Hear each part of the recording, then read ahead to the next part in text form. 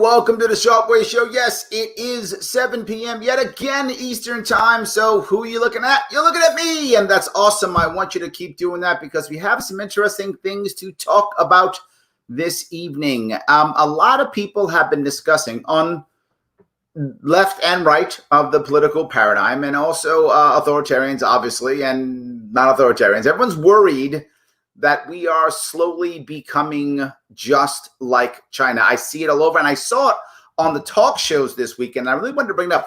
I wanted to bring it up Tuesday, but Tuesday we were talking about Kamala Harris, so I kind of had to push it off for this one. So we're going to talk more about what we should have talked about on Tuesday. We talk about that today. But most important of all, like, comment, share. You know I'm going to bug you, so don't get upset. Instead, start liking, start commenting, and start sharing. That's your price to watching this. Click that like or that love or that hate or whatever button. I don't care what it is, the hug button. You pick the one.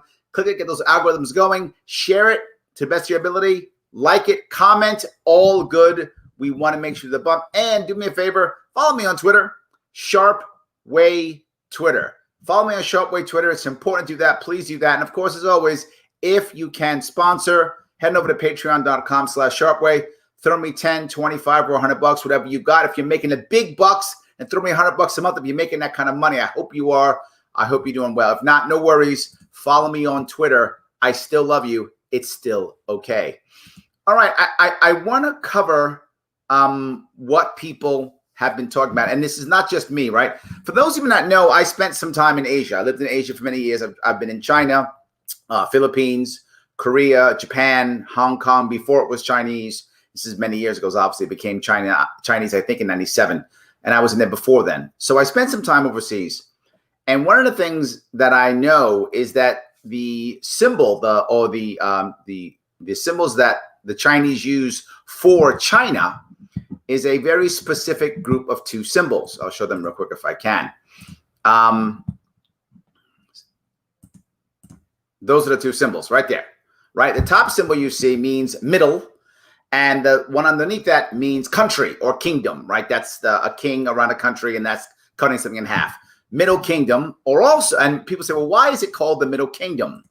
Many people don't know why. Here is why it's called the Middle Kingdom. Because it means it's the center of the earth, the center of the world. That's what the Chinese have believed they have been for thousands of years, that China is the center of the world, right? That's why it's the Middle Kingdom. Not because they're mediocre or in the middle, but because they're in the middle of the world. Everything is a satellite around them. That's what they believed for thousands of years. We kind of feel that way now, don't we?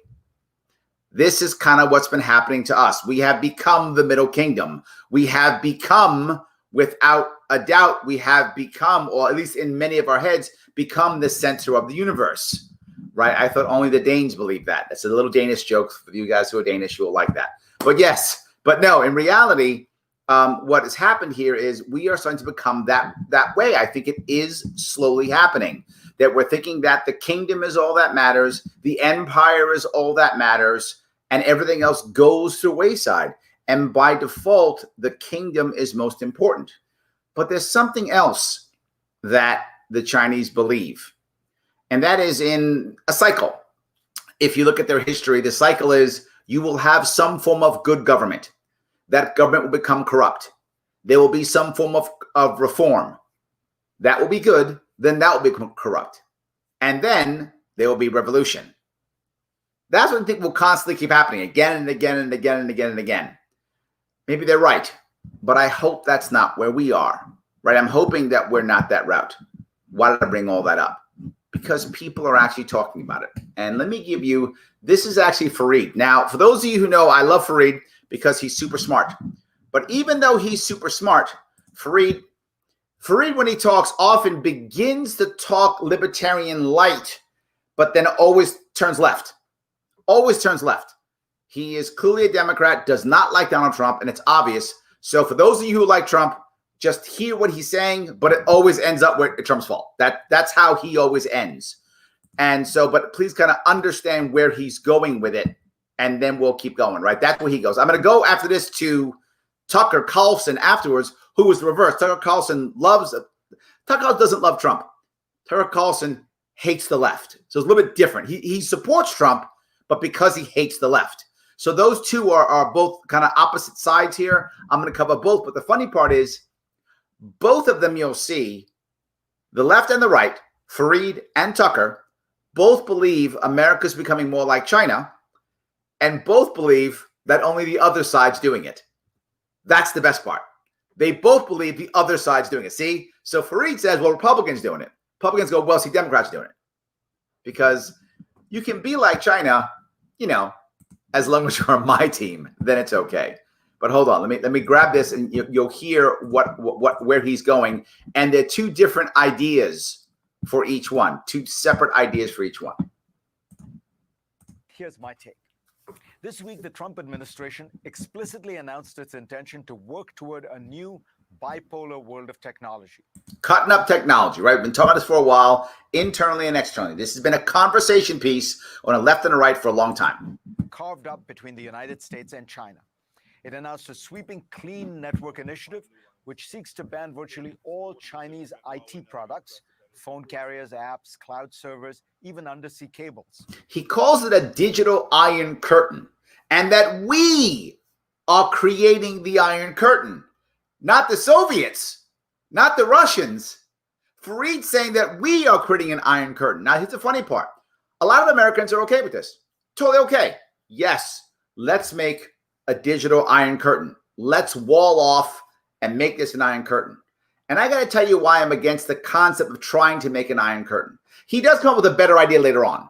But why I'm against the concept of it is it's not going to work. We haven't spent enough time fighting in the digital age. We are not cyber aggressive enough. We are not cyber savvy enough to fight this battle. It's something that we're not going to win right now. We can fight a land war and whip your butt up and down the mountain, up and down the field all day long. But cyber, we're not rocking and rolling there. That's not our strength. And not just that, all these American companies, they want, without question, they want foreign people to be on their apps. Maybe not China. So now what are we going to do? Help create government-sponsored monopolies. This is not going to work well. But watch them keep going. Then Trump issued executive orders officially banning the Chinese video app TikTok and the messaging app WeChat from operating in the U.S. unless they are sold by mid-September. Taken together, these moves suggest a reversal of decades of American politics. Now that's true. I want to give Fareed this. He's right. This has not been what we've been in the past, right? We have changed what we have been doing in the past, right? In the past, we weren't so aggressive when it came to this type, but now we're changing. And I get it. There's some fear. There is problems with China, and we have to, without question, we have to address it. That's 100% true. China is a threat. Everybody knows it is absolutely a threat. Let's see. Instead of favoring a global internet of open systems, open architecture, and open communications, the U.S. now envisions a restricted internet that is... He trying to talk libertarian here? Is Fareed, again, as I said, he always starts libertarian light, but he'll turn left because he always does. Off by governments with political considerations dominating economic or technological ones. Absolutely. Let's be clear. There are legitimate concerns about China's technology strategy. Absolutely. The Chinese are absolutely connected together and trying to be aggressive. No doubt.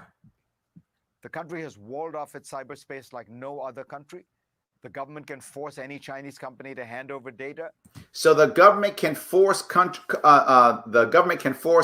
to hand over data. We can't do that too, don't we? Or we try to at least. Yes. And it routinely engages in international espionage to steal intellectual property. This is the part that drives me crazy.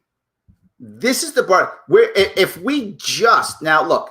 If you want to punish China for stealing intellectual property, I get that. We've got to be in the same playing field. We've got to be in the same playing field, the equal playing field, whatever that is, right? And I know some of you can't stand intellectual property. Some of you, love it. Some of you hate it. No matter what, it's got to be fair. And it's not. If we're playing with one hand tied behind our back and then the Chinese aren't, that's not going to work. So we got to fix that. But if we just punish, and here's my worry, if we just punish, it's not going to get better. It's not just punishing is the wrong answer. Technology and data from other countries. In 2018, ByteDance, the Chinese company that owns TikTok, was forced to shutter a different app. The government forced these guys to shut down a different app. And listen to how this went out. The young tech-savvy CEO, Zhang Yimin, published a letter of self-criticism that read like a confession at a Stalinist show trial. He had to confess his sins publicly. This is China. This is literally worshiping the state. Now, don't get me wrong. We've got some serious statists in every country, America included. But man, not to this level. I hope we never go here. This is serious worshiping of the state. He has to confess his sins to the state of what he's done. Watch this. Quote, I profoundly reflect on the fact that a deep-level cause of the recent problems in my company is a weak understanding and implementation of the four consciousnesses of Xi Jinping. Hold on. He really wishes he had just understood the four consciousness, which is obviously the ideology of Xi Jinping, the dear leader. I wish I had just understood his greatness and how he was thinking better at a deeper level, and then maybe I wouldn't be such an evil person. Not that he hurt somebody, not that he break a law, not that he steal somebody's stuff. No, I just wasn't pious enough. His crime is heresy. All along, we have placed excessive emphasis on the role of technology, and we have not acknowledged that technology must be led by the socialist core value system. Of course it must. What value does technology or business or money have if it's not led by the socialist core value system? Now, Fareed Zakaria will say this is crazy. Of course he will. This is terrible. Yet don't you see that happening in our country? Don't you see us looking at the idea of hating capitalism, loving socialism, and saying, why should anybody make money if they're not worried about what's socialist? You see that slowly happening here too. Now, we're not there yet. I hope we never get there. I hope we never get to the point where if you don't do the right thing, you're a heretic, and that's your crime. You're going to publicly say, I'm sorry already. I hope that's not the case. But you see that happening here. Luckily, this government isn't doing it yet. Unquote. Yet, fears about TikTok do seem overblown. This I agree. Data on it, names, email addresses, phone numbers, location data, are easy to get through other mechanisms. This is a great point that he brings up. He's talking about the idea that the stuff that we get here, that they're getting, all the stuff they're grabbing, isn't that crazy. Like we are already grabbing a lot of that already, right? We're grabbing a lot of that through other aspects. So it may not be that crazy. That TikTok may not be as crazy as they think. It may be overblown. And I think he may have a point there. It may be overblown. Other apps collect the same information and sell it to anyone who's willing to pay. Sure. Meanwhile, the fear that the Chinese Communist Party could spread its values through TikTok videos is silly. This is the one when I'm unsure, right? He's talking about the idea that now if China takes over or has this, the government's involved, and everyone has to have socialists and socialists that China won't be able to spread its communist concepts, be able to spread that. This part I disagree with him. Watch what he says. He says he looks at Soviet Union, but hear my take on this. Does anyone believe that Soviet propaganda films from the 1950s and 60s brainwashed Americans? Okay, that's true.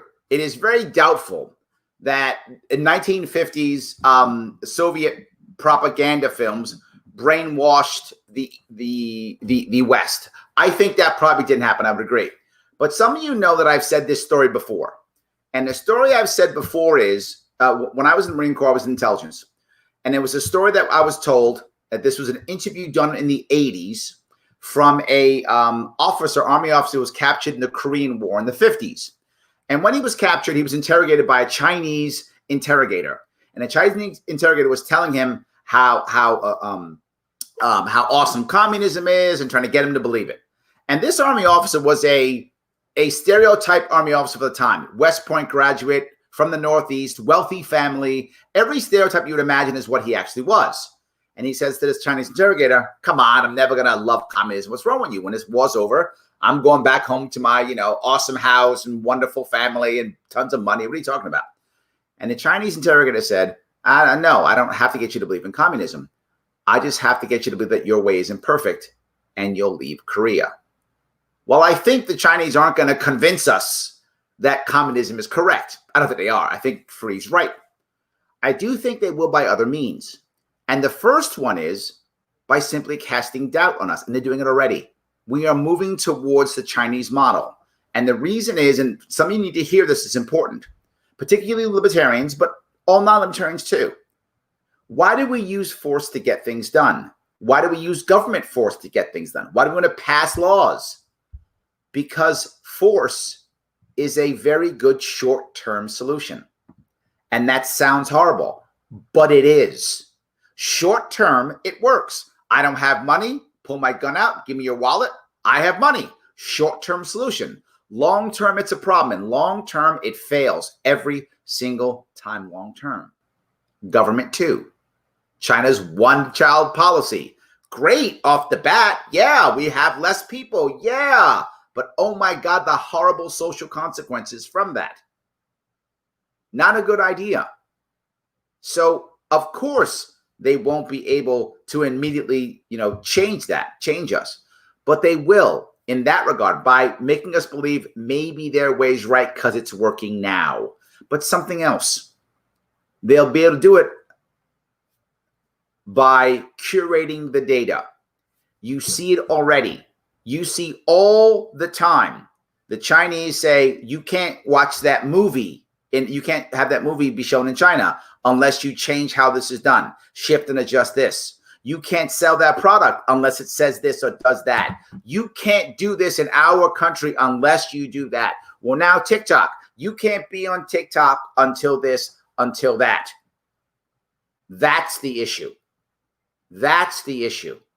So I am concerned. Now, again, some Chinese propaganda video? Probably not. But a bunch of them? Curation? Yeah. That there is a problem here. And I think Fareed's missing it.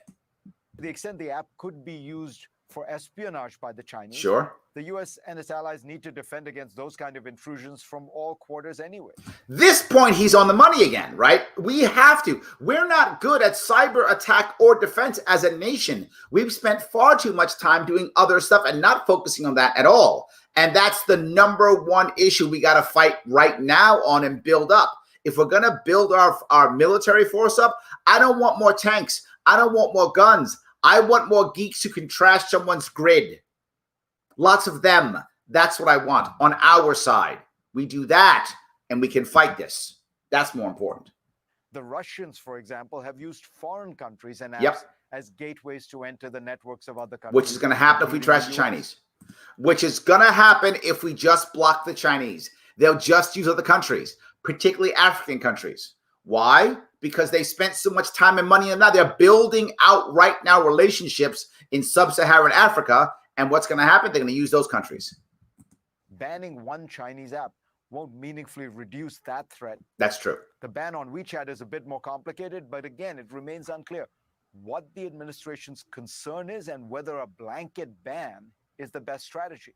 What I'm worried about more than ever in this is it's a common issue. And again, Tucker's going to go the opposite right in a minute. I'm going to cover him.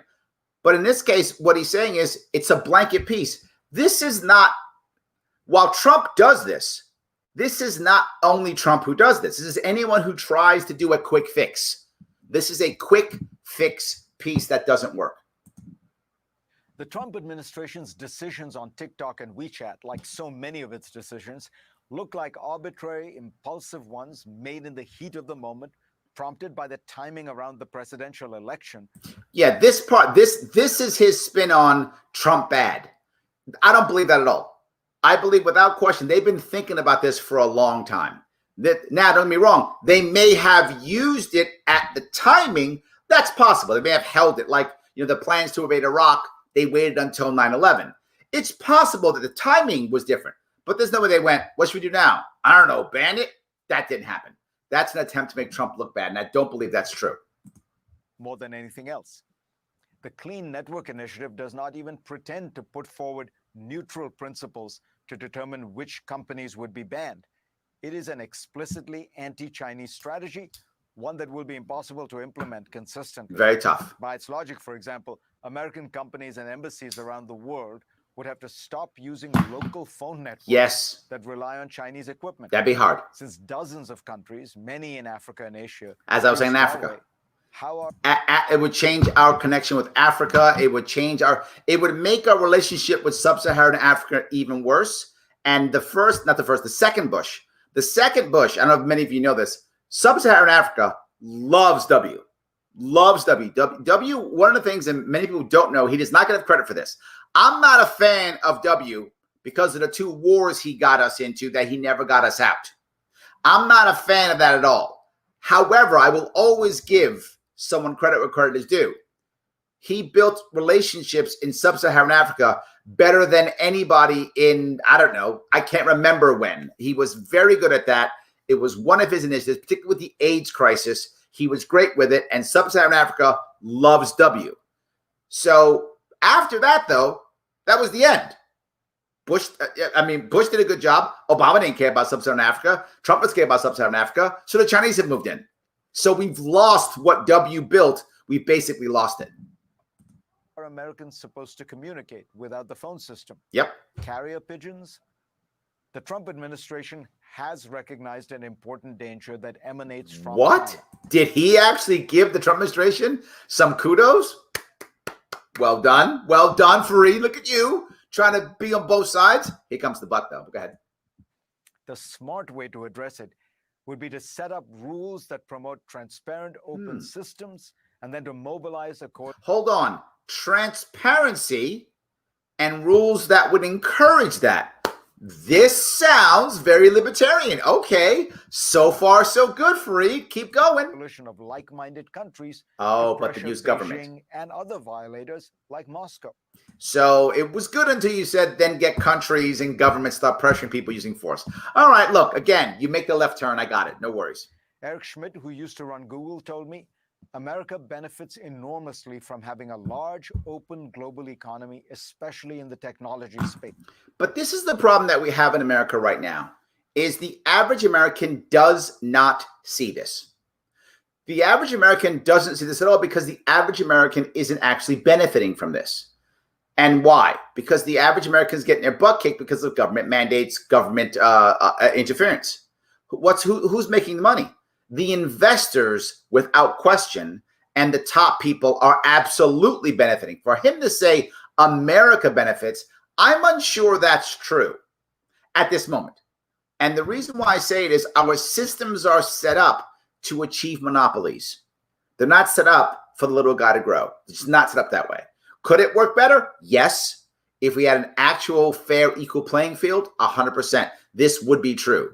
But right now it isn't. And now when it comes to government bailouts aren't actually the people. Government bailouts are to large organizations. Some of you may or may not know this, but now the Fed is literally buying stock for companies or giving them money so they can buy up stock so they can have higher stock prices, not so they can actually help out any manager or worker or anything like that. So it's a good concept, but in practice, not actually working right now, which is why people want socialism, because government is turning capitalism into crony capitalism. So the average American, when they hear the word capitalism, there's not a positive concept, a connotation. When they hear the word capitalism, what they're actually feeling from that word is crony capitalism, which sadly we're seeing a lot of. So they're kind of right. It means greater integration, faster transactions, more innovation. If all this starts eroding, absolutely true, we will face unknown and potentially huge consequences. But the problem right now with this is most of that innovation is not happening in America. And that's what he won't say. if he's the leader of this multinational company that happens to be in America, he will benefit from it. But that innovation is not, well, sorry, I'm exaggerating. Most of the innovation is not coming from America. It's coming outside of America. If this was 50 years ago, it was almost all America. Now, it's coming out of other countries. And if we set up this iron curtain, he knows he doesn't get it. He doesn't get what he's talking about. It's not because it makes Americans happy with different rules and regulations that we have. It makes these guys happy. Already we can see that the United States' new approach has had an effect. Countries around the world, from Britain to India, are now embracing the idea of internet sovereignty. Yes. Local companies, of course, use this concept to try to maintain their dominance and squash competition. What I was just saying, right? So now we're going to have individuals, companies, having the countries go, well, you got to be scared of China, right? So you better make me your American monopoly, see? And that's what I'm talking about. You're going to find a little guy get screwed over this. You're going to find government-sponsored monopolies if this actually goes into place. So Facebook raises alarms about TikTok, which has become a fierce competitor. Absolutely. Expect more such petitions to Washington in Yep. the future. Where did so many of the youth go when they left Facebook? A lot went to Instagram and a lot went to TikTok. I know my daughter's on TikTok. I have a TikTok account. Absolutely. Yes. So they're going there 100%. The United States government is now comfortable slapping tariffs on foreign products using bogus national security justifications. It's not bogus, though. See, there's where he's just trying to smack Trump on this one, right? I'm not for tariffs. I'm a libertarian. I'm not for tariffs. But it's not that it's bogus. There are problems. China is a threat. That exists. That's not bogus. If he's saying, well, the answer isn't tariffs, I'll buy that 100%. I'll buy that. But to act like China is not a threat, that's where Fareed's 100% wrong. It is. Selecting companies for special favors, often granted personally by the president, and exercising intrusive control over the internet. Oh, so all of a sudden now again, he's libertarian. I love it. I love it. Instead of the Chinese adopting the American model, America is adopting the Chinese model. Now that's how he feels. It's a little bit over exaggeration, but I hope you understand where he was going and why I wanted to share this. There's some valuable ways of looking at that here. And let me grab a couple of comments, and then I'm going to head over to Tucker Carlson, who doesn't say the same thing, but says something very similar from a totally different side. And this is a worry. If we don't do something about this, they're going to be right? If we don't do something about this, they are going to be right. Let me grab some comments if I can. All right. I've recently read books on China's precarious relationship with Hong Kong and the nearing date of 2049 when it should fully be returned. Yeah, I was in Hong Kong prior to China, and it was a whole different area. I mean, it was amazing. We're losing a lot, I think. We absolutely are. Could we reach the level of authoritarianism of the Chinese where they are shaving the heads of Muslims, sterilizing them, and putting them in the concentration camps? Personally, I don't think we could push to that level in 2020 and beyond. You know, John, I don't think we'll go that far. Do I think that people in power will push us because of a crisis or because of fear? Yes, I think they will. But I think at one point we fight back. You see it right now. We are on the verge in 2020 of sporadic violence. We saw it already with the George Floyd protest. We saw sporadic violence. At the end of this election in November, or whenever they finally give us the results, whenever that happens, there will be more sporadic violence. America, remember, of all the British Empire, much of the British Empire became independent not through war. Canada became independent not through war. Australia, not through war. America, no, through war. And Australia was a penal colony, right? It was a prison. It was a prison island, and they didn't do it through war, right? We did. So I got a feeling bad stuff, which is why I push our movement so much. Why in the world would I do this so much? Because I don't want it to go there, John. I don't want it to go to violence, because that could be an answer. Think about how much damage a civil war does to the psyche of a nation, to the individual people, to the materials of the blood treasure, all the things that it does to a nation. Do we really want a civil war? I don't at all. No, I don't want that. We're still fighting the last civil war from 160 years ago. We're still fighting that one in people's minds and hearts and souls. You think I want another one? So now we got 200 years more of this? I will pass. And worst part is, our last civil war was North and South. This civil war is urban versus rural. It's a Balkanization of America. For those who know the history of the Balkans is the area basically south of Poland, give or take, in Europe, and down to Greece. It's called the Balkans. For those of you who aren't aware of that, what that is. That area, a big chunks of that area was controlled by the Ottoman Empire for several hundred years. I don't know exactly how long, but several hundred years it was controlled. And when the Ottomans came in, the Ottomans used conversion tactics, not by violence. That was not their thing. They weren't about, I'll kill you as long as you were what they call a person of the book. You were one of the three major religions, the Abrahamic religion, you were fine. However, how they would convert you is by saying things like, well, if you're a Muslim, then you don't pay, the taxes that, the infidels pay, or things like, oh, you want this, you could become a citizen, oh, you have to become a Muslim. So people would convert based upon that and become Muslim. Most of that happened in the cities because that's where the Ottomans had their control. It's where they had their physical places. So many of the cities in that area became more Muslim compared to the country that didn't. So when the Yugoslavian Civil War broke out and when Muslims were fighting Christians, it was city versus rural.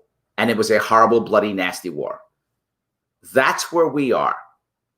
I don't want to go there. So, John, I hope you are wrong, and I hope we can fix it. Absolutely. Yes. Always share when I'm here. Thank you so much. I appreciate that one. Thank you so much. Yes.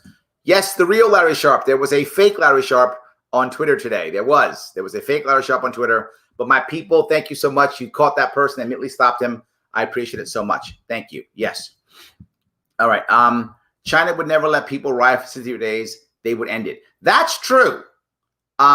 We could have ended it too, but we could have ended it in a very American way, which is through talk. We should have, and we failed miserably, right? And most of those cities, they just failed miserably. The only thing I'll give de Blasio, my mayor, who's a terrible mayor, and I would never vote for him, and I will not vote for him. He's a terrible mayor. The only thing I'll give him is at least he came out and talked. It was terrible, and it was Black Lives Matter, and it was just that. It actually encouraged more writing. Terrible outcome. At least he came out. I mean, I guess instead of being giving him a negative rating, he gets like a 1 out of 100 versus a negative. The mayor of Chicago, Lightfoot, what did she do? Said, oh, they should riot. And then they're bad for rioting. And then keep rioting. And then get out government. Oh, give me money, government. I don't know what the hell she's doing. So she's even worse. You're right. They wouldn't have, but they would have done it with violence. And you didn't have to do it with violence. You could have negotiated that out. You really could have. And there are people who would have done it well. And the example I'll give you, it's going to sound crazy, but the example that I'll give you is, if you remember, any of you up to the Netflix special Waco, right? That was a literally just something ready to explode, and eventually it did explode. And there were people there who could have talked that out, and we should have talked this out. Ministry of Truth, we should have talked this out. So let's see. Trump 2020, live for mayor. No mayor. Thank you so much. No mayor. Absolutely. We're almost in the let them eat cake phase of revolution. God, I hope not. Please don't let it be there. Yes. People think our cops are bad, should brush up on Tiananmen Square. Just what I was talking about with the Ministry of Truth. Tiananmen Square. They will come in with tanks. Yes. Literally, they will come in with tanks. And then afterwards, the people who started it, they will disappear. Oh, what happened to those people? I don't know. Yeah, we know. Absolutely. 100%. If we continue this path of adding trillions to our debt, we could end up like China. I think that's possibly true. Absolutely. 100%. Andrew, I started watching Freed 6 months ago when I was watching your show for the first time. Andrew, thank you. I'm a Freed fan, not because of his political views. I don't believe in his political views, but he does give good information, right? As long as you understand where his head is, he touches important points, he gives good information, and he gives good places for you to look for the next thing, right? That's one of the things he does very well. Like if you're interested in the topic, he gives you a book at the end of his show, things to read. It's a very good information piece. So yes, thank you, Andrew. I appreciate that. Let's see here. The Americans doing network marketing and tech savvy. Now, that's funny. Yes, absolutely. I did turn the volume up. Thank you so much. Force is a short-term non-solution. It does come at a high price. I agree. That's the problem. Absolutely. Larry works hard for liberty, times 3 podcasts a day. Yes. Help them out with likes, comments, and shares. Yes, do that. Like, comment, and share, please. Absolutely. 100%. Yes. All right. See if I grab more. Thank you. Thank you. I appreciate it. Okay, good. That's about the only 3 things W. Bush did that I give him credit for. Yes, look, W did a couple good things, and definitely Sub-Saharan Africa was one of them, 100%. And he says, Larry, you were the voice that led me to libertarianism. I appreciate your honesty, point of view, and leadership. Thank you, brother. I am trying. Yes, absolutely, 100%. Yes. Larry, just set up part of your Patreon for one-time donations or a way to mail donations for those who don't want to give credit card info. It's not a bad idea. I got to consider that. Maybe I'll figure that out. I'm not sure how. I'll have my team go figure that one out. I'm sure there's a way. You can always just donate once and then stop. That's one way you can do it too if you want to. You could. Yes. Nothing is gained by war. Correct. I don't want violence. Yes. It is not the right answer. I don't want violence. I want reform. I want change. I want a bloodless revolution. Any of those things, I am totally fine with that. Absolutely, totally fine with that. All right, I'm going to head on over to Carlson. He says a similar thing, meaning that we're going by China, but it's a whole different way of looking at this. It's definitely a different way of looking at it. So, all right, so I can grab this here real fast. Hold on. Oh, am I doing Venmo now? Maybe I should. All right, let me grab this one if I can. Again, this is Tucker, so obviously a different political view, but still saying some of the same types of things. Good evening and welcome to Tucker Carlson tonight. Things Hey, have Tucker. changed so fast, so dramatically this year that it's hard to remember what a very different country this was on New Year's morning. This is a valid point, and then I think one of the reasons why we've had this anger, this vitriol, is because we've had a lot of change very quickly, and people just don't like that. Back then, a little over 7 months ago, the U.S. felt politically volatile. It definitely was. There was an election coming. 100%. But it still felt fundamentally American. I'm not sure about that. Mistaking this country for any other country. See, this I'm not sure. If you go back 7 months ago, I think this country was still in trouble then. I think it really was still in trouble back then and was changing. We weren't Mexico or Luxembourg or Burundi. We definitely weren't China. That's true. Yes, most of our consumer goods did seem to be manufactured in Asia. But Also our true. way of life, our system, our society seemed to be the very opposite of China's. The Chinese were enslaved. We were free. That was the difference, and it was permanent. It would never change. Not 1 in 1,000 Americans doubted that.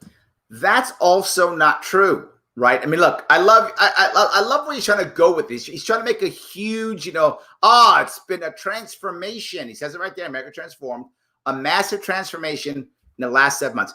It wasn't massive.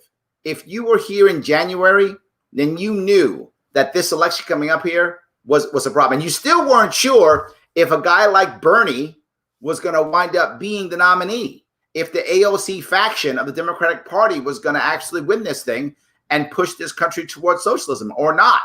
We didn't know that at all. So I think there were a lot of people thinking that. We didn't know what was going to happen with Trump. At that point, we thought maybe he was going to be impeached. We had no idea what was going to happen. Was he going to show up or not? This part is untrue. In January, for example, Dr. Anthony Fauci, at the time, not yet a household name, did an interview with the Journal of the American Medical Association to talk about America's response to the Wuhan coronavirus. Fauci explained the authoritarian measures the Chinese government had taken to contain that virus. Then Fauci noted, almost offhandedly, that in America, none of that would be allowed. Talked about, but the thing, but again, it's the point. When he was talking, and many people, maybe not him specifically, but without question, people were saying things like, well, we can't be as authoritarian as the Chinese. They were sad about that. You remember this if you were paying attention. I was, right? When people when they were saying, well, we can't lock down like China, this wasn't a, yeah, I'm so glad, which I was thinking. They were like, oh, we can't be as aggressive as that. Yes. Watch. They've not only shut out the traffic out of Wuhan, Yep. planes, trucks, buses, Shut it all down. ferries.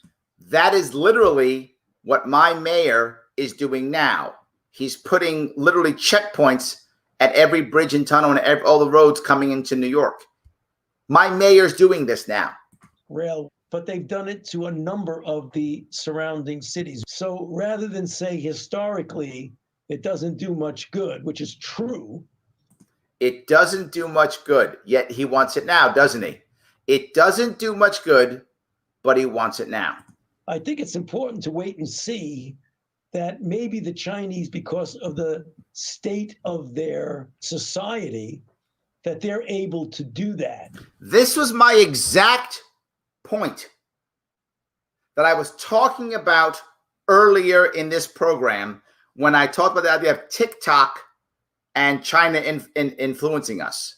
This is how China influences us. But, well, maybe it'll work. Maybe the aggression will work. Let's look and see if this iron fist works. And the sad part is, as we talked about very often, initially, the iron fist works. It's a short-term answer. It does work short-term. You just pay the price later, and it's nasty, and people aren't changed. But it does give you short-term answers. I mean, as you well know, there's no chance in the world. No chance. That we could do that to Chicago or Never. to New York or to San Francisco. Wait. Whoops. As you well know, there is no chance in the world that we could do that to Chicago or to New York or to San Francisco. That's what Fauci said. Note his use of the word to. Mm-hmm. The Chinese government was doing these things to its people, yes, not for them. Absolutely true. In other true. words, these were punishments, not remedies. And none of that would ever be allowed here in a free country. It just couldn't happen. That's another valid point he's bringing up here, right? The Chinese were looking at a way of punishing. Now, were they looking at protecting others? Perhaps, yes. But the Chinese government didn't care. They thought, we'll punish Wuhan to make the rest be fine, right? That was what they were looking at. Are we looking the same way? America. Fauci's words seem quaint now, like a fax machine or a black and white photograph. Fauci himself has since become one of the most strident advocates of a Chinese response to coronavirus, but he's hardly alone in that. Yesterday, the mayor...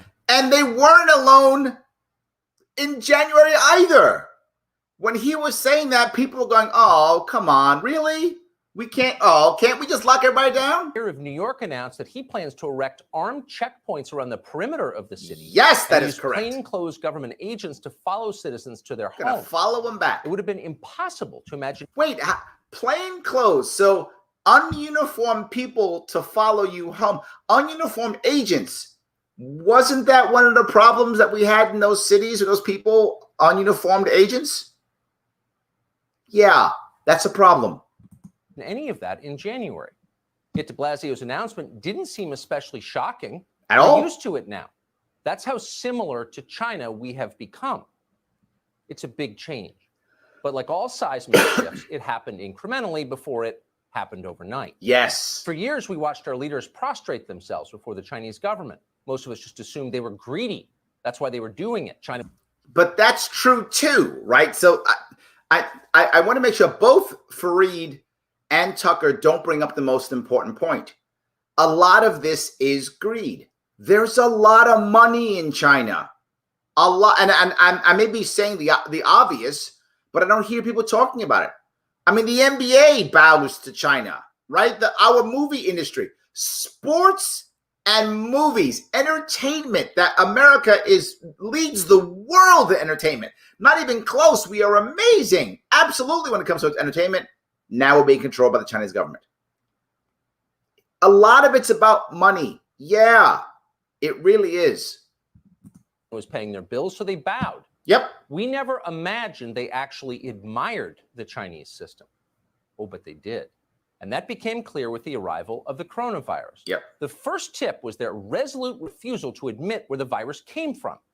when This one I don't strong buy. evidence emerged from Chinese scientists. This one I don't buy. This is the idea that the left won't call it a Chinese a virus from China.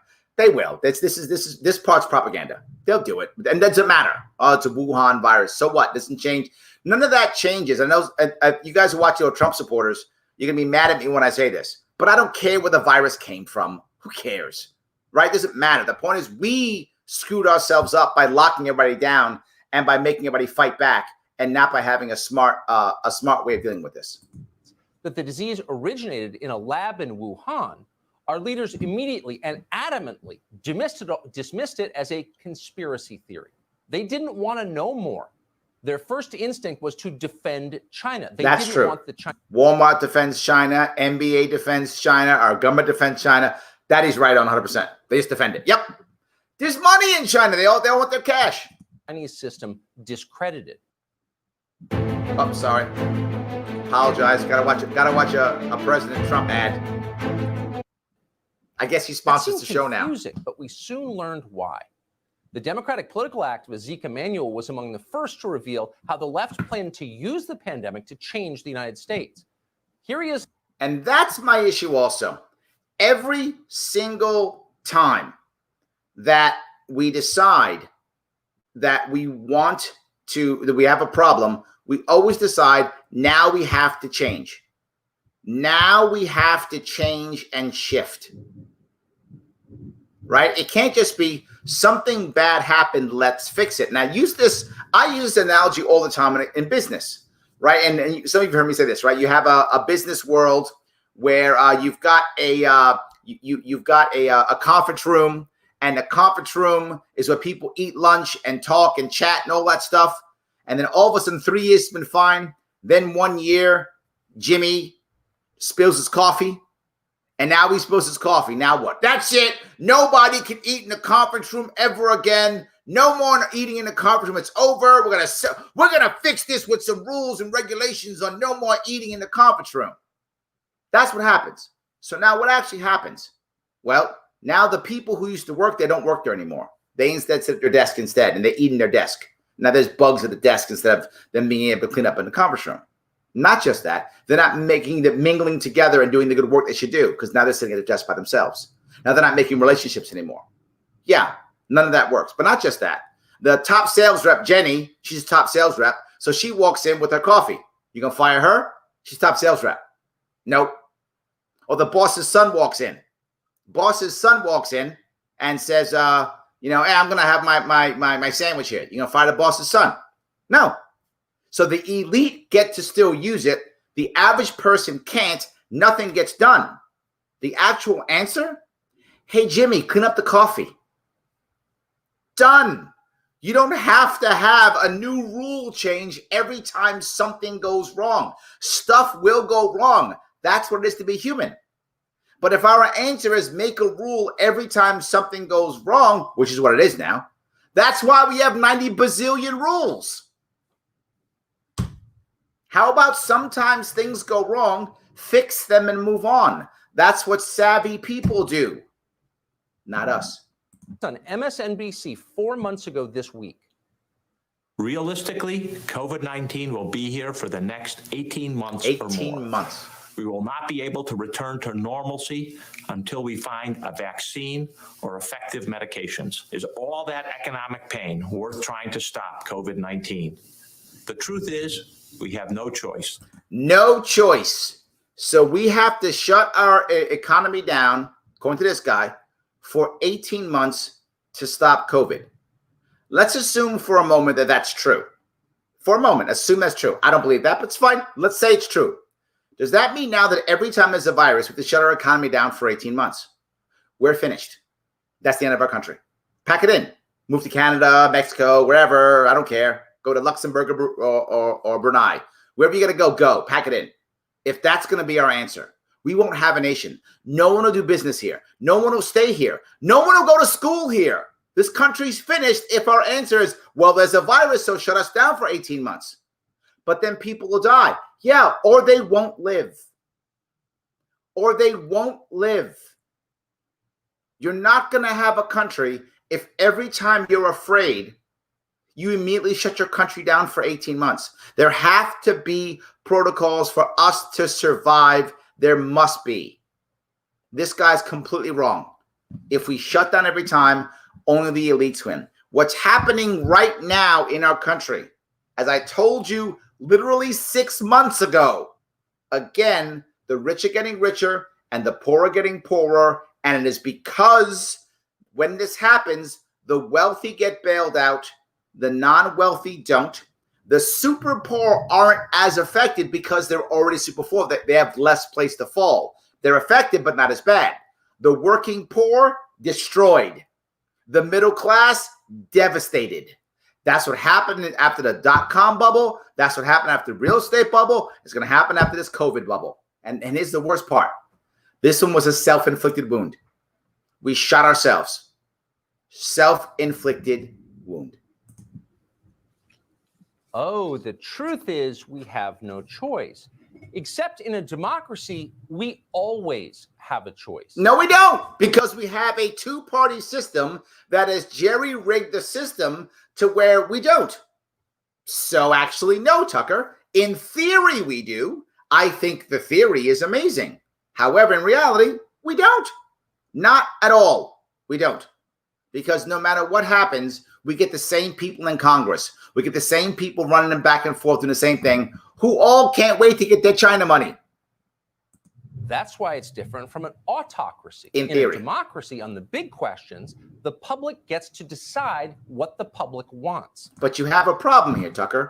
We don't have an autocracy. That's not true. What we have is an oligarchy, which is similar, but not the same. And that's why you can't call it an autocracy. It is an oligarchy. Absolutely.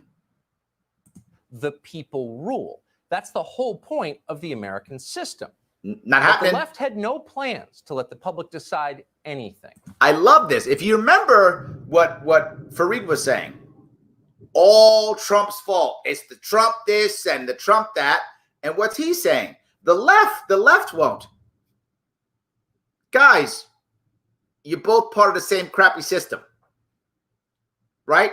And I know if you're a Biden supporter, Trump hater, you're mad when I say that about your guy. If you're a Trump supporter, can't stand socialism, you're mad when I say it about your guy.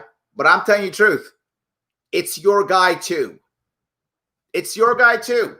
I don't see either side having an actual answer to change this. Are there some individuals in both parties who are trying to change these things? Yeah, there are. There are a few. There are some. But as a group, are Republicans or Democrats going to change this? Nope, not at all. They are short-term thinkers looking to keep their seat, looking to keep their power, and whatever happens, happens. They'll blame somebody else. I look at my governor. My governor in New York State is a complete disaster. He has no idea the damage he's doing, and he doesn't care. He has no idea, not because he's dumb. He has no idea because he hasn't bothered to figure out because he doesn't care. So that's what he's doing.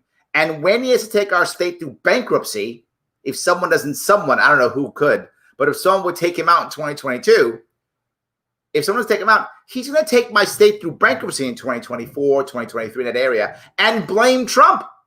And Trump won't be president anymore by the time he takes the bankruptcy, and he'll still blame Trump. It won't matter. He'll blame him anyway. That's where we are right now. So instead, they issued resolute decrees. Remain at home. Wear a mask. Do not congregate with others. Because that works. No one asked voters what they thought about any of this. Democracy played no role in it. But see, I'm not sure democracy is the answer here, too. I know some of you are ready to just scream at me when I say that. But it's not. Because 51% say it. I live in New York City. The area I live in Queens is Astoria. And that area has the most 311 calls. By the way, some of you may not know this, but when it comes to complaining about this, New York City has a separate number. That's how many people are complaining about why. And when bad stuff happens, we're happy with it. If we had to vote on whether you should stay in your house locked up with a mask on while you sleep, New York City, we vote yes. Hell yeah. And if you don't do it, put you in jail, fine you $2,000. Yes. So I'm not sure democracy is the right answer in this one, because I got a feeling that New York City and many of the cities, not just New York, but I'm sure New York, that's my city, that I'm sure of, maybe your city too, would have happily voted. Lock everybody up who won't put a mask on. I don't care. I don't care if you're running a marathon, put a mask on or go to jail. Would have happily done it without thinking twice. We recently had a landmark go under in my area. For those of you may know, there's a place in Astoria, Queens called the Bohemian Beer Garden. The Bohemian Beer Garden in New York City is very special. It's a landmark for many years. It's an open air place where you can drink beer. In New York City, you can't drink beer outside of a bar or your home, except there's 2 places in the entire city. I think 2. This was one of them. And you could go out there and you could actually drink out there. And it's a great place to go. Kids, they had 6 feet of each one, that kind of thing. 6 feet between each table. The state took their liquor license. That'll teach you. Now they're finished. They won't be coming back. That's a landmark gone. And you would think that all my friends would be angry. How dare they? Nope. Every one of my friends was like, well, they should have followed the rules. They should have followed the law. What's wrong with them? No problem. Taking away the liquor license, crushing a landmark. So your democracy on this one, I'm not sure that's the right answer here. My answer is lead by example. Expect people to do the right thing. Some won't, but some won't no matter what. That's why we're taking liquor licenses, right? So some are not going to anyway, but expect them to do the right thing. Let them know. I know some of you have heard this story 1,000 times, but I'm going to keep saying it because it matters. I lost both my parents to cancer. My father was younger. My mother was a bit older. When my father was dying of cancer, if you've lost someone from cancer, you know almost always it takes several years for them to die. That's a normal thing when you lose someone to cancer. When my father was dying, he was all about do whatever it takes to keep me alive. Cut me open, give me chemotherapy, whatever it takes to keep me alive. He was about quantity of life. He was young. When he died, he was only 41 years old. He wanted life, quantity of life. My mother was not that way. My mother was older. She was in her 60s when she passed. And we had grandkids. She had grandkids at that time. And she wanted to spend time with her grandkids. She said, I want quality of life, not quantity. Don't give me stuff that's going to trash my life. I want to be able to go out and play with my kids. And this was years ago. Before Corona, she was wearing a mask because she had chemotherapy, which affected her immune system. But she would go out to an amusement park with my young daughter, her granddaughter, and not care. And the doctor said, you know what? You go out there, you might catch something. You might die. You might get pneumonia. You might kill you. My mom was like, all right, that's my life. I want to spend my time with my grandkids. That matters to me. Quality mattered for my mom. Quantity mattered for my dad. And both are the right answer. Both are the right answer.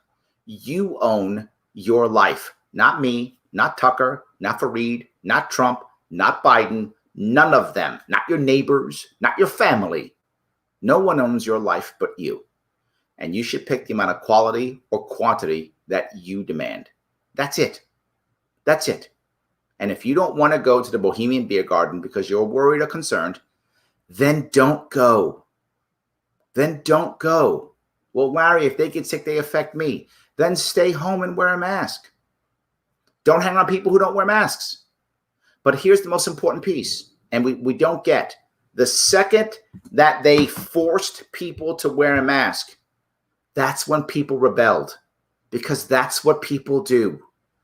Everyone knows this. It's what, particularly youngsters, you're taking 20-year-old kids and saying, you better wear a mask. They're not going to think. It's not what they do. They're going to rebel. This is across every country, every time period, everything. It's what people do. Well, we'll put them in jail. Then you're going to put them in jail because they're going to do it. Well, we'll shoot them in the head. Then you're going to shoot them in the head because they're going to do it. It doesn't matter your punishment. They will do it anyway because they're humans and that's what humans do. Well, chop their heads off. Then get the axe ready because you're going to have to chop their heads off because they're going to do it. Your punishment is irrelevant, but it's logical. They're going to do it. Then they're going to be illogical. Let's stop thinking this way. If we would have shown them the way of doing it, expressed what they thought, what was the right answer, believe was the right answer, and given people more options, you would have watched the vast majority of Americans do the right thing on their own. How do we know that? It's happened in other countries. It's happened with us. It happens again and again and again. Making these rules just makes us closer to China. And now I'm acting like I'm now I have one show where I'm saying Fareed is right and Tucker is right. They're all right when they're saying we're acting like China. The orders came down. Men with guns enforced the orders. Also true. The government used sophisticated technology to track down anyone who disobeyed them. What I love is both sides all of a sudden are talking libertarian. That's nice. This is libertarian talking points, isn't it? Men with guns. We say that crap all the time. Yeah. Free was talking free market. We say that all the time. They're all talking libertarian. And then who are they going to vote for? Their guy. Tucker's voting Trump, and Fareed's voting Biden. No one's voting. None of them are going to go vote anyplace else. They're going to vote Joe Jorgensen because they're stuck in their own paradigm. Just like in China. Here's Los Angeles Mayor Eric Garcetti. This has really been marvelously embraced by 99.9% of people. We see it in the traffic data. If that's true, this has been embraced by 99.9% of the people. If that's true, why need a law? What's the need for the law if it's true? We see it in the cell phone data, but we're going to hunt down that last 0.1% and say, We're gonna get inside. We're going to hunt down that last 0.1%. Why? Why? You got to cut it out and you got to distance.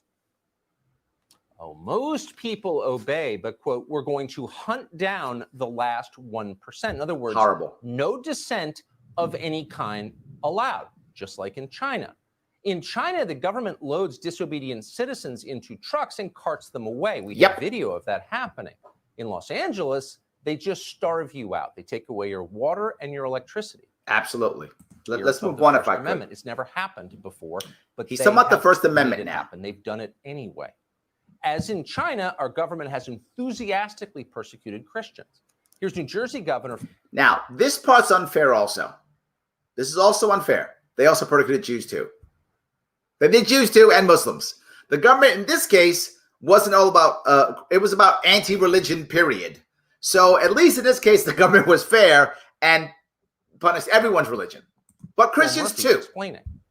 You have closed church services and synagogue services. And he just said it, and synagogues. That's, in case you didn't figure it out, Tucker, that's Jewish people. They go to synagogues. Yes, the government did not focus on Christians. That's propaganda. It focused on all religions, including Christians.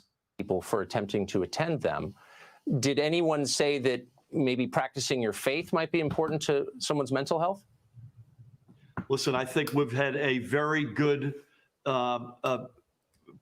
good common ground with faith leaders of literally every faith who understand this. So we'll punish every faith. So listen carefully. Governor Murphy says he has reached agreement with those faith leaders who, quote, understand this. He doesn't say anything about the faith leaders who, quote, don't understand this. And this is another problem. I'll go back to the same piece I bring up in the past. What if you're 80 years old, and you have a pre-existing condition? Maybe you're diabetic. If COVID gets you when you're 80 and diabetic, you're in trouble. You're in trouble. You might live, but you're in trouble even if you do. You're in trouble. Should you go to church? No, you shouldn't. And I would tell you that you shouldn't. However, I don't get to make the decision for you. I can say, please, Grandma, don't go. I don't think you should go, Grandma. Please don't go to church. Absolutely. I can tell you that because I think it is true. But if practicing your religion is what gets you through the day, who am I to stop you? But Larry, she might die. If dying for her faith is the way she wants to die, who am I to stop her? Can I tell her, Grandma, please don't? Yes. Can I go, Grandma, you shouldn't? Yes. Should I ethically, morally, legally stop her? No. But the government can. But the government can. And there is the biggest issue that you will hear me about all the time. Why does the government do what an individual can't? If I, as loving my grandma, cannot order her and physically put her in a cage, I can't do it. And I'm her grandson, and I can't order her and put her in a cage. Why can the government? Aren't they, in theory, just an extension of us? So if I can't do it, if the government says, Larry, if you got someone who's 80 years old, you can grab him by the neck and throw him in a cage and lock him up. All right, at least if they said that, then that would be at least okay for them. At least we'd be saying, okay, that's who we are. We live in that kind of state where the young can lock the old in cages. Okay, that's where we live. But no, only government can lock the old in cages, or whatever the case may be.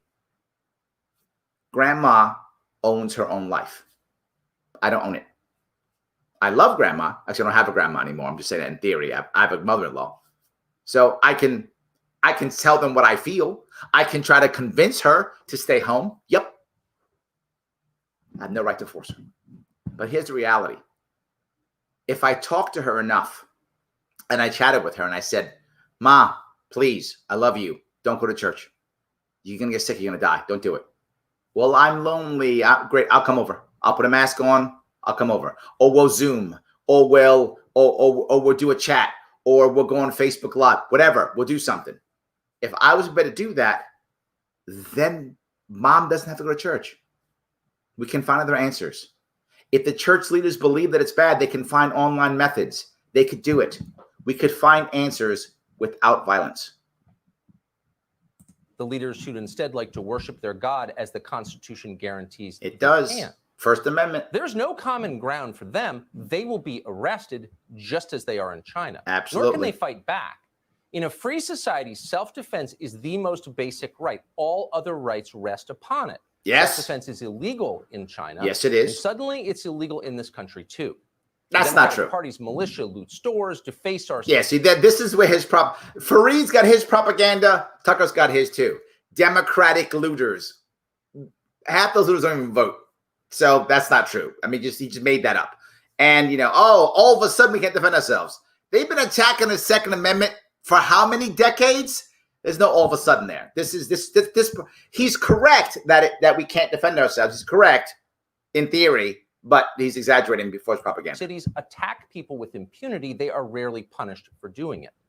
Yet Americans who try to protect their families from the violence also face true. The full rage of the state. But those laws that are going to get these people who shouldn't have gone to jail and should not be getting arrested, they existed a long time ago. This is not all of a sudden. They risk going to jail. They have Correct. been indicted.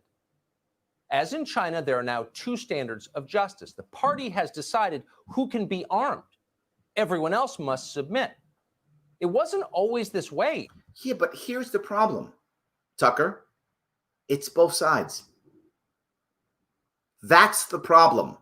It's both sides. Fareed tried to say all Trump's fault, and you're trying to say all Democrats' fault. No, my friends. What you've brought up is true. What Fareed brought up is true, and what you brought up is true. We are moving towards China. That's true. But it's not the other guy who's doing it. It's both of you. That's the most important piece here. Virus quarantines, harsh as they were. Unlike the United States, China was a poor place until fairly recently. And so they know firsthand that poor countries are powerless. Mm-hmm. They don't want that.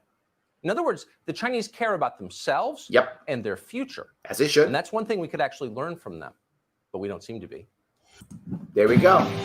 So if I can, I hope that was an interesting piece for you guys to see. I wanted to show you both sides of that, both people finding similar problems, but each one blaming the other and no one having an actual answer. No one actually having an actual answer. Larry's show was the only honest reporting on. Thank you, Shelly. I appreciate that. Absolutely. Yes, absolutely. Larry, your mayor is your hero. Oh, my God. I'm not even going to go there at all. Yes, I'm not going to go there at all. Yeah. COVID-19 is just a power grab. It's being done by both sides of the wall. It's dangerous. 100%. The policy is not the virus. Yes, correct. Yes, absolutely true. People are using this as a reason to do more of the bad stuff. Yes, absolutely. See if I can grab one. My cousins in your neck of the woods and in Long Island cannot stand blowhole, the blah. This is my point with Tucker saying we have a choice. We don't. In New York City, Republicans don't, I mean, they exist, but there's 51 people on our city council, and like 48 are Democrats. It's like 3 Republicans.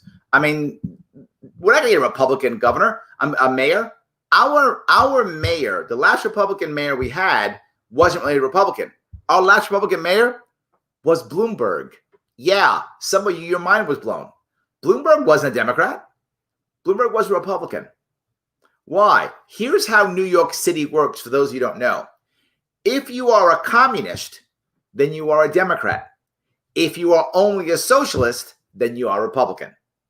That's how that works in New York City, right? So I'm not a full-on communist. Oh, you're a Republican? Yes, I'm just a regular socialist. Okay, good.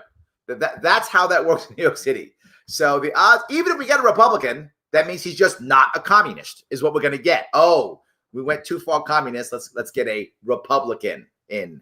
That's how New York City works. So yeah. All right. Yes, Tucker Carlson was on Crossfire. That's right. On the reboot of Crossfire, if I remember right. He wasn't great on it, but it's okay. Yes. All right. Let's see if I can do that. We all know that we're frogs in the pot. Since we can't jump out, we need to stop the fuel supply. Very good. Vote gold. Absolutely. It's always about money and power over people. Sadly, so true. He was on Crossfire. Yes, he was on Crossfire. Absolutely. Yes. China didn't report accurate numbers of the virus outbreak. I agree. I think it's going to be hard for us to know what actually happened in China, to be forward here. I'm not sure we're going to know. Maybe years from now, when the Chinese government won't care about any kind of reprisal repercussions, maybe then real numbers, assuming they still have them, I think then will come out. But I think now, no, I think you're right. China is much more concerned with what it looks like. What many of you may not know is China actually has a relatively fragile society right now. Big rich versus poor, far more men than women. That's a problem, obviously. More than that, we have a growing middle class. The wealthy, as you see, are okay if they're happy with the ruling power. And that's one of the reasons why Xi Jinping has decided that he's going to have ultimate power, because it is actually very fragile. So their image is important. I think you're right, Sher. We may know later, maybe 10 years from now, we might know what was real. Who knows? And really, I'm not sure. Is it more or less? Right? I don't even know what their logic is in what they were reporting. Was it more or was it less? I think we probably will find out eventually. That's what my gut tells me, but I'm unsure. All right. Hold on. I wish, and I don't mean it like that, but as in having large foreign exchange reserves and a robust military with nonpartisan, not cheering on authoritarians. I'm not sure where that is. I think I might have missed where that was coming from. Yes. Our country should have never shut down. The places of worship should have never been dictated to by our governors to shut down. I agree. We should have had a smart way of making a better environment for us to survive and figured this out. That's the issue. Tech says, we've been watching for a while, Larry. Much respect. Thank you very much. I appreciate that. Rule changes that equals a knee-jerk reaction. 100%. We've seen it 1,000 times. The government doesn't want you to fix anything. They want you to pretend they fix things so they can make it look like they're actually doing something for you. I think, yes, a lot of it is theater, right? It's security theater. It's practice theater. It's to make it feel like they're helping even when they're not. I completely agree. That's the number. I remember there was actually not a senator, a congressman. I forgot what it was. I wish I can remember it. It was an interview where he literally said, it doesn't matter how symbolic a law is. It doesn't matter. So he said exactly what you're saying, that it's just symbolic anyway, so who cares? Not realizing that prosecutors and cops have to act on these laws. So while it seems like it doesn't matter if it's symbolic, until you're the one getting trashed by it. Completely agree. Yes. When the U.S. talking about the Chinese controlling the internet or social media, shouldn't it be brought up that the U.S. government basically funded Silicon Valley? Yeah, and the guys like Elon Musk are some of the absolute best government grifters in the world. Absolutely, some of the best. All right, let's see here. Let's see. Thank you. Fantastic point. I appreciate that. Thank you so much. Let's see if I can have this again. You had my vote last time and will again, Larry. You won smart cookie. Thank you. I appreciate that. Absolutely. All right. Where's the hotline number for suicidal countries? I think you mean counties. I think. Yes, we're more worried about people. We're more worried about people who are not masking or not keeping 6 feet distance, not those who are feeling so horribly lonely that they want to finish their own life. Yeah, much more. Love his video responses / reviews. Thank you, sir. All right. Keep going here. We're supposed to be a representative republic, but that's not true either. Yes, we're supposed to. People always say we're not a democracy. Nationally, we're not a democracy. In certain cases, locally, we are. We are both a republic and a democracy, depending upon where you are in your world. In certain local areas, there's direct democracy. Not every place, but certain areas. So we are both a democracy at a local level in some places, but nationally, you're right. You're right. We are a representative republic. But when everything's gerrymandered, we're neither of those. We're neither, and we're supposed to be both. We are supposed to be, in certain cases, locally direct democracies and nationally a representative republic. And because of the way it works, we're neither. Yes. Larry Sharpe and Tom Queter are two of the best inspirational people I've ever talked to. Awesome, Andrew. Thank you. That's great. Thank you. Yes. All right. Run, Larry, run. Thank you. I want to have a beer with you, Larry. You know, I might, but for those of you who don't know, I am super square. I don't really drink. I'm not against alcohol. I'm not against it all. And once in a while, I'll drink. Like if everyone's having a beer, everyone's having a glass of wine or something. If that's happening, if everyone's drinking, I'll sometimes drink here or there, but it's very rare. I probably drink, I don't know, once a year. If that, it's very rare that I have alcohol. Maybe even once every 2 years, but not my thing. But I would, if you want to get together, fine, we'll have a beer. All good. If you think I talk a lot now, wait till I'm drunk. Forget about it. You won't be able to shut me up. So, bottle sticker licenses. I agree. Why do we even have them? This is silly government control from prohibition years. Liquor licenses should have gone away a long time ago. Completely. Yes. Yeah, they're BS, Brandon. You're correct. Totally garbage. Shouldn't exist. I would end them as governor. Unnecessary. Right? Make the ATF a convenience store. Yes, I love that. Absolutely. 100%. Yes. My buddy said that quantity over quantity got crabs. Okay, well, you know, whatever floats his boat. It's fine. So, all right. Have you watched him in the Rubin Report? Oh, yes. Yeah. Absolutely. I was in the Rubin Report. If you guys care, check out Larry Sharpe Rubin Report. I was in the Rubin Report. I also spoke about a little bit, I think on my Glenn Beck, when I did Glenn Beck also. I did both of those too. Yes. What's your solution regarding masks? I think the actual answer is we should have started this early on. And I talked about this. I did 10 videos on the COVID response starting in February or March. I forgot. I think March. And I discussed the idea of how you deal with this issue. The first thing is, as soon as it happened, I talked about this 5 months ago. The first thing I do as governor of New York is say, if anybody wants to make masks, here are the guidelines the CDC and the FDA say for making masks. And I post them on a government website. And anybody else who wants to supply a way of doing it, like the American Doctors Association, American Medical Association, AMA, put up your ways too. Go do it. Anyone in New York State who wants to sell a mask, particularly if you're a nonprofit, no sales tax. No sales tax if a nonprofit sells a mask. This way, what happens? People start making masks. They start selling them with no sales tax, right? Because in New York State, any state, you have to apply for a license to sell. So you have your sales tax number, ID. So instead, you just start doing it. So nonprofits start selling masks. People would start wearing them naturally. Back in February, that would have happened. I would have won one if I believe it was true. I don't know the details of it. I feel like it does work. I'd wear the mask. Even if it doesn't work, but it makes people feel better, I still would have worn the mask to make the people who are at risk feel better. I would have done it. I would have spoken about it. And when I go out, I do. When I'm out, I have two people in my life who are in their 80s who both have pre-existing conditions. One is diabetic and one is a cancer survivor.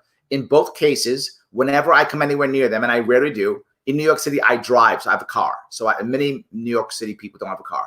So if I drop stuff off for them, I will mask up and I will glove up and drop it off. Does it help them? I'm unsure, but I'm scared. I don't want to hurt them, and it makes them feel good. So I wear a mask whenever I'm around them. And in my house, I don't, obviously, right? But when I'm there, I do. I mask up and glove up, drop stuff off, and I leave. So I'd be doing it. I'd be letting people start doing it. I'd be talking about it. I'd be showing whatever data. And more important, I'd be letting other people post their data also, so people could see it and people could choose. And I'd say, it makes people feel good. Please wear the mask. You'd be surprised when people would do it. I see it all the time. I see people go, I don't believe in a mask, but I'm wearing it. Why? Because it makes my wife feel good. Okay. Good enough. Good enough. That's my solution. Tell people that it makes people feel good. Tell people that it helps, assuming that it helps. I mean, that's what everyone's saying now. Assuming that it helps. Wear the mask. I'm not going to force you, but as more people start wearing it, people just start wearing it. That's what begins to happen. You see it everywhere. Because it doesn't matter if you believe it or not. You go, you know what? It makes Larry happy. I'll wear a mask. Fine. Look, Larry, you happy now? I am. Thank you. That's how that works. That's my solution. And you would actually have had more people wearing the mask than you have now. You'd have more. And it'd be voluntary. They'd be so mad about it. And it wouldn't be political. They wouldn't go, well, Republicans don't and Democrats do. That wouldn't have happened if you don't force it. That's my solution. So. All right. Let's see if I can find this. Let's see if I can cut a couple more. Mississippi, the majority of America. Parts of it does, though. Parts of it does. Absolutely. So, all right. People have done online church for years. That's absolutely true. Yes, absolutely true. Let's see if I can find this. The way you said government should have done regarding masks was actually done by people without governmental mandate. Yes, Shelley. People actually were wearing masks before this actually happened. They were. Absolutely. They were doing it before it even happened. 100%. Yes. I'm not mandated to use hand sanitizer, but I'm using it like crazy. Don't mandate. Yes, absolutely. James, I just wear it so people don't gripe about it. Yes, Karen said, yeah, absolutely. I'm not mandated to wash my hands when I use the restroom, but I do it every time. Me too. I'm to the point that my wife teases me. She's like you never forget. I'm like, no. I wash my hands all the time. I wash my hands before I cook. I wash my hands before and after I go to the bathroom. I wash my hands like, I don't know, 8-9 times a day. I don't know what it is. Huge amount. Totally true. Absolutely. Yes. I think you're totally right. You could have done this without the mandate. Without the mandate. Is the USA reporting accurate numbers? I don't think so either. I don't think so either, right? I think I don't think so either. I don't think the US is reporting accurately either, because the US is the federal government's basically paying hospitals to have COVID cases. So there is an exaggeration. I don't know what that number is. Is it 5%? Is it 20%? I have no idea, but there's definitely an exaggeration of that without question. Yes, there's definitely one. Spot on, Larry. Thanks for clarifying, keeping the blowhards on both sides honest. Yes, absolutely. All right. Let's see. Your official reminder of the Peter Schiff Jorgen interview could be 3 shows for you. Yet you can get Peter on. I could ask. I'll see if he'll come on. I ask a lot of people. Some people actually don't want to come on. I ask lots of people to come on. Many times they actually don't want to come on, and that's okay. Whatever it is. I agree. It's total theater here in Monroe County. They've just voted to spend millions of dollars to rename our airport to Frederick Douglass International Airport. Because if you name an airport, that's actually a whole lot easier than making any changes. So let's name an airport. See, now we're woke. Now we're woke because we named the airport Frederick Douglass International Airport. I, by the way, am a big Frederick Douglass fan, and I'm glad that's happening. That's nice, but that's not solving anything. But it's nice. It's warm and fuzzy.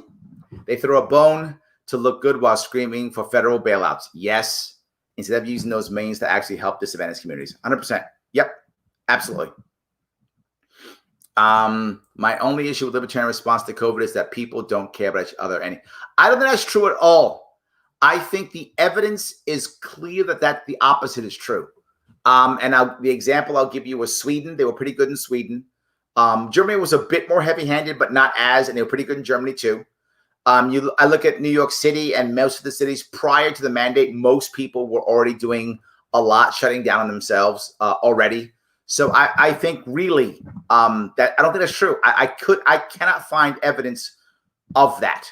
I don't think that's true. Yeah. So let's see if I can keep going down here again. It's all common sense, Larry, as opposed to implementing mandates.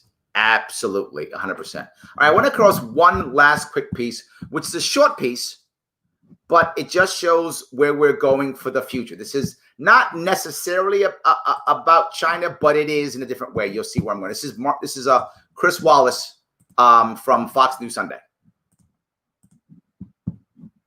Talking to Nancy Pelosi. And joining us now, the Speaker of the House, Nancy Pelosi. Madam Speaker, welcome back to Fox News Sunday. My pleasure to be with you. Good morning, Chris. Watch me talk about it. President Trump says while you and congressional Democrats were pushing your agenda, he acted yesterday to help people in need. Take a look. Nancy Pelosi and Chuck Schumer have chosen to hold this vital assistance hostage. Vital assistance hostage. On behalf of very extreme partisan demands and the radical left Democrats, and we just can't do that. So what Trump just said is, well, it's because of the radical left that we can't give you a bunch of money.